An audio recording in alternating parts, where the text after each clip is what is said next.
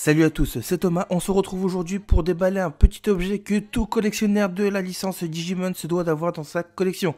Le Complete Sélection Animation Digivice Tree Memorial de la licence Digimon Adventure Tree. Que dire sur sa boîte, à part qu'elle est toute simple. Vous avez le logo Complete Sélection Animation Digivice Tree Memorial au milieu, Omegamon sur la droite, et les couleurs blanches et bleues n'est pas sans rappeler comment Omegamon apparaît dans le 6e film. Avant de commencer le déballage, je t'invite à liker la vidéo pour me soutenir, ça fait plaisir, de me dire ce que tu penses de ce Digivice et surtout de t'abonner à la chaîne si tu es nouveau. La première chose sur quoi on tombe dès l'ouverture de la boîte est une jolie photo avec la représentation de tous les Digisauveurs tels qu'ils apparaissent dans Digimon Adventure Tree. À l'arrière, pas grand chose mis à part le ciel avec des nuages et un petit message écrit en japonais.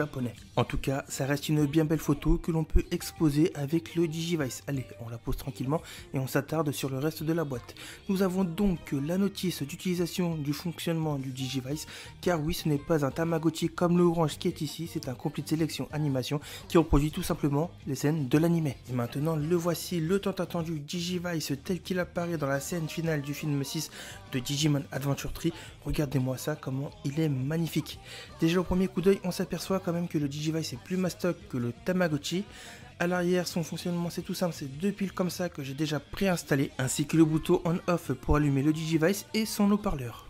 Alors à quoi peut bien servir ce Digivice, sachant que ce n'est pas un Tamagotchi? Tout simplement à rejouer les scènes de l'anime Digimon Adventure Tree, juste en appuyant tout simplement dans les boutons qui sont à l'avant. Au niveau des palettes de son, nous avons quand même déjà deux BGM qui sont Butterfly dans sa version Adventure Tree et Braveheart qui est également elle aussi dans sa version Adventure Tree. À l'allumage, le Digivice s'allume avec 4 LED qui changent de couleur selon le personnage que vous choisissez. Donc sur le bouton à gauche, le bouton ne sert qu'à choisir son personnage. Vous avez le choix entre Taichi, Yamato et Meko. Le bouton en haut à droite ne sert qu'à lancer les dialogues et les Shinka et le bouton en bas sert à lancer les BGM. Du coup, je vous laisse avec la démonstration et on se retrouve juste après.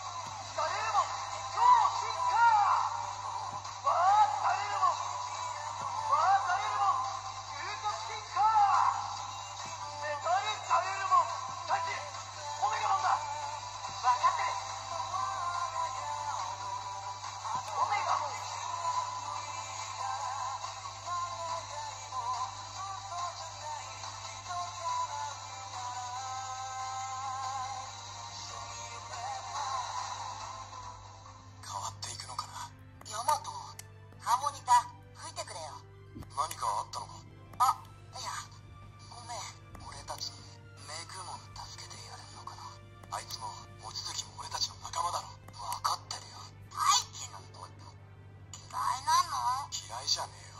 ただ期待しすぎちまうんだ。みんな立て。座り込んでも叫んでも何も救えない。大地、俺がいる。何でも話してよ。